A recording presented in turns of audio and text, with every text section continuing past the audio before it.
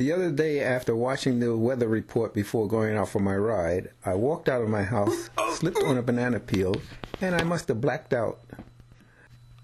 The following is the rest of the story.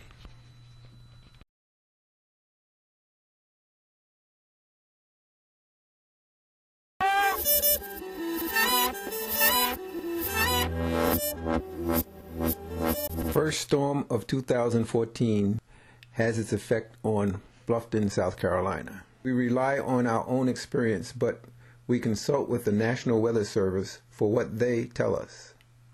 All schools will close early. We are asking all non-essential vehicles to stay off the road. We are in a state of emergency. Bluffton, South Carolina's weather forecast: 22 degrees with snow.